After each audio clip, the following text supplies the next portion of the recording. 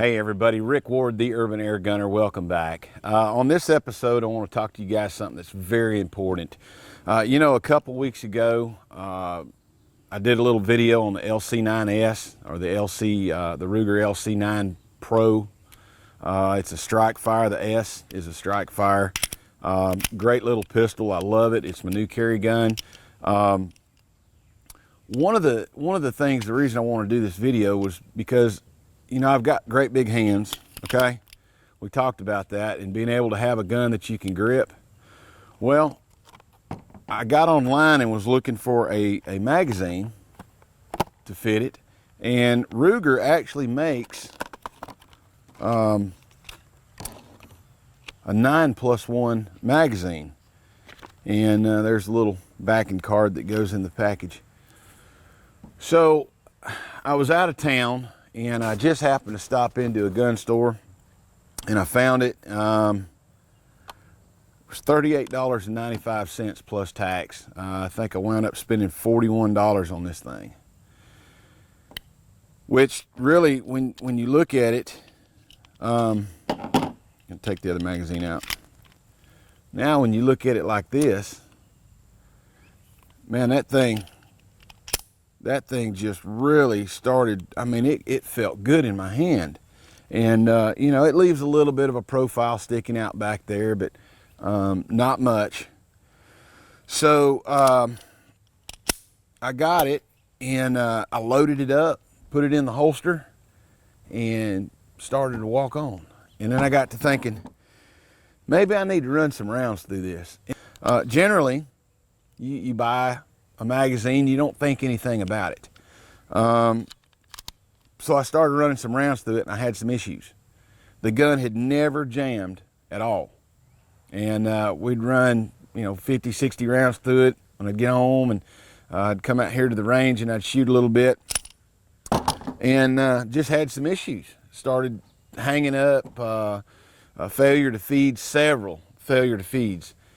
And it just got me to thinking, what if that had happened? What if there was a situation and I needed to depend on my gun, and there was an issue, maybe a failure to feed? I mean, at that critical split second, your life can be taken that quick.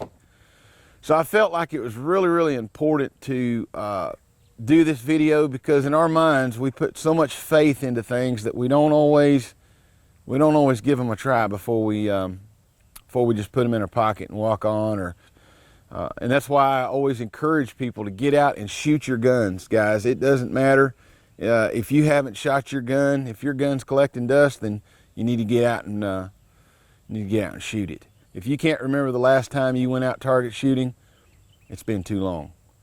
So I would encourage you guys, go out there and shoot your gun. Make sure that there's no malfunctions. Make sure you have the right ammo. This episode is brought to you by our friends at Hornady Ammunition. Guys, this is a 115 grain hollow point. It's a great little ammo. It's a XTP, and man, hats off to the folks at Hornady. So we're going to do a little shooting and see if I can't replicate the failure to feeds in the new magazine, and then I'll tell you guys what Ruger did to solve the problem. All right, guys, I've got her loaded down, 7+1. Actually, I've just got 7 in the magazine, but this is with the standard magazine that came with the gun, so I'm going to shoot it.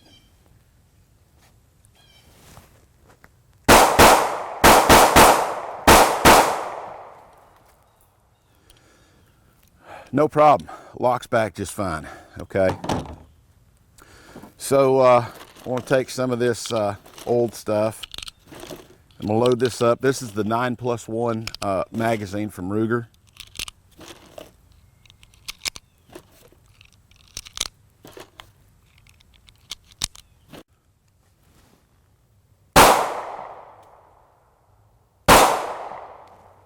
All right, there we go.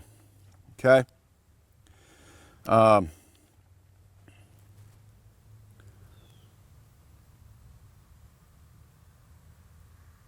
Right there, guys. So we have a failure to feed.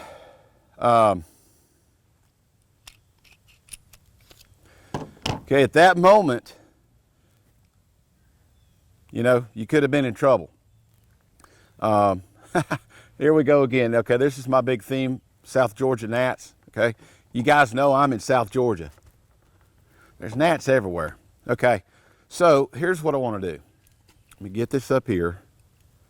I want you guys to look and see right here what has happened. I called Ruger and I said, guys, you know, here's what's happening. What's going on? Ruger was aware that they knew they had a problem. They said that some of these were, even though it said LC9 extended mag, it did not work on the LC9S for whatever reason. So, Ruger, being the kind people that they are, said it wasn't a problem. They asked for my my shipping address, and they sent a brand new magazine. They sent a self-addressed stamped envelope to send that back with all the information. And they sent this nice little invoice that had $0. So, you know, I think something I want to stress too is that when you call these manufacturers, if you have an issue with a gun, you know, it's human nature to get mad. Well, I spent all this money on this gun and blah, blah, blah, blah, blah. I understand that. And I'm preaching to the choir because I used to do the same thing. But if you will call up there and have a little tact, be a little gracious and understanding that you're not the only guy that probably owns one of these. There's probably thousands of them out there. Some people probably bought 4 or 5 of them, and then they have an issue with them. So Ruger was fully aware of what was going on. So they sent a brand new magazine. And there are a few differences. The spring is stiffer in this new one. I want to shoot this with this flat nose ammo, this semi-wad cutter, or it's just a flat nose 124 grain, I think, maybe 115 grain ammo. So I'm going to load this mag down and see if we can get this thing to do. I want to replicate it again like I did the other day. And we'll see if we can get this new magazine to fail. It could be at any point this thing could fail. There's just no guarantee. But again, I already know the answer, and I'm guessing that you do too. But don't change that channel. Just enjoy the ride. Here we go. Fire in the hole.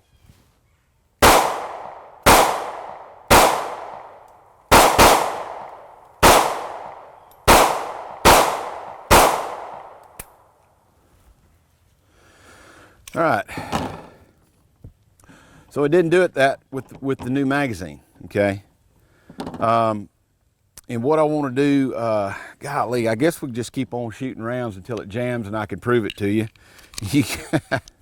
If you can't already guess or you haven't already guessed it, put it in the comments below. Do that. Put it in the comments below and tell me what you think it is.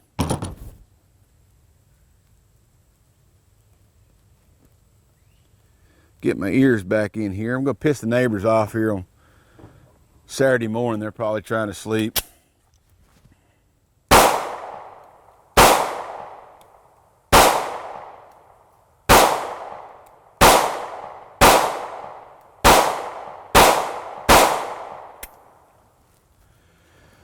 All right, that one didn't lock back open.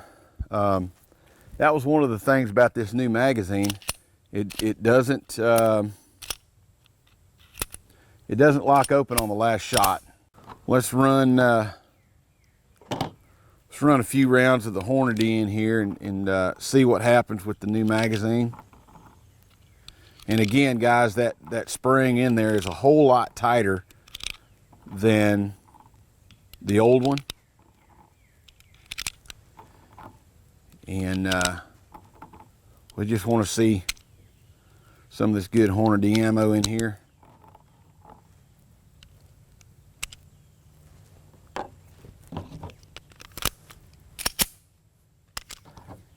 Ruger felt like it could possibly be the gun and asked me to send it back if it continues to do this. I know that it doesn't jam, has never failed to feed anything with the standard magazine in there. So I just like the fact that I have an extension on there. I could go with 7+1 and just have an extension. So here we go, fire in the hole.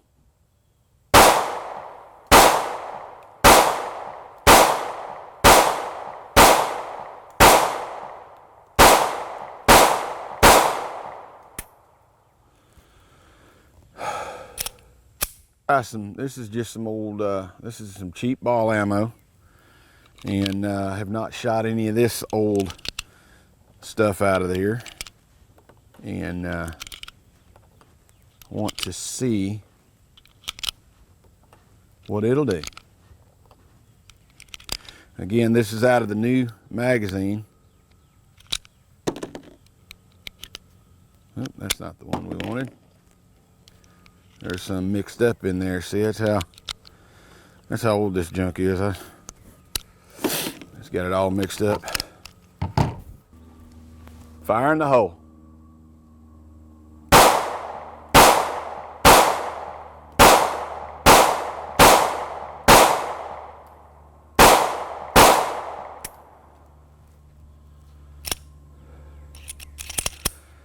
Just kind of don't like the idea of that thing not locking. This is stuff left over that I shot. I shot some IPSC matches with it. You know, just going out shooting with buddies and never had any issues. So we're going to shoot. This is the old magazine that I just loaded with round ball. Let's see what happens.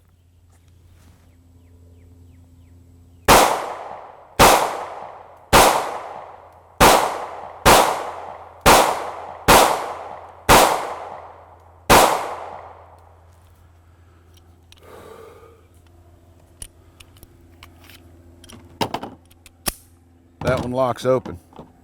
So that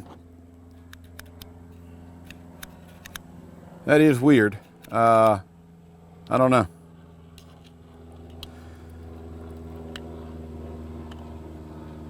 I don't really see a nickel's worth of difference in the magazine, but you know, Ruger was kind enough to send me a new one, and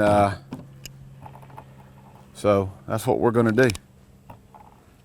But we're gonna keep on burning up this Hornady ammo. Here we go.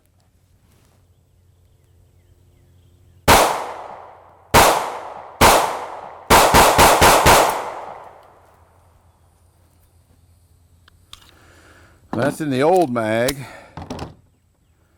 and that one didn't lock back. So, you know, I'm not really understanding what. No, that wasn't in the old mag, was it? Yep. I think it was. Nope, that was in the new mag. So I'm stupid.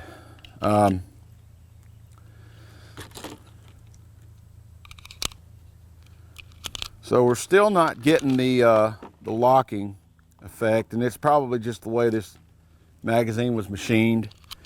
But I'd gladly trade out a gun or a magazine that shoots without jamming versus, you know, having to have it locked back. And dump another box of ammo here. Doesn't that just sound good? It's like reaching into the candy dish.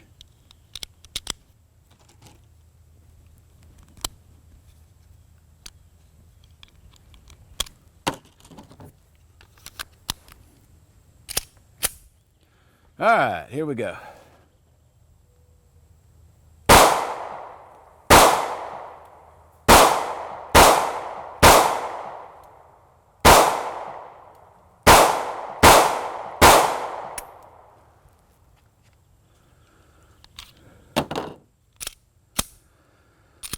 Well, okay, at first glance, all these bullets look the same. They're all by different manufacturers. Actually, one of them on the left is the Hornady 115 grain pistol cartridge. The ones on the right, the next three, came from a company that used to supply me with ammunition years and years ago. Of course, they're no longer in business now, but they were just an ammo manufacturing company, and back in the early days, they asked me to help, push ammo at gun shows and different things, and everybody's got to get a start somewhere. But one of the important things I want to show you is that the depth of the bullet seat, the way the bullet seats down into that case, is very, very important. And I guess by looking at this up close, you may or may not be able to see it. I'm going to take the magazine and I'm going to put it right here on top. Maybe that'll sum it up a little bit better. The Hornady 115 grain cartridge and then the one with the little blue tip, they're seated equally. They're the same depth. The little bullet that is, see if we can make this a little bit better. Okay, this bullet right here, this one, it's deeper, okay? That is the one that's been jamming up in the gun. That it doesn't feed right. It took me a while to figure it out, but that was the issue. Now, this one over here on the far right, is a defense round, and I've not had any issues out of it. But that is I'm guessing that's an old spear projectile in there. I can't remember. It's been so many years ago. I had forgot I even had this stuff until I was digging around through the gun room and realized that I had some old ammunition. So what we're going to do is gently pull that. That's like playing Jenga. Okay, there's the issue right there. That flat nose. Now, some guns, they work great. I've never had an issue until I started shooting this little LCP. And the thing is, the way it's built, it just doesn't feed right in there, and that was the issue the whole time. Ruger, guys, thank you so much. Thank you for your understanding. And I probably owe Ruger a big apology. I'm going to send the old magazine back to them and just make sure that there's nothing wrong with that mag.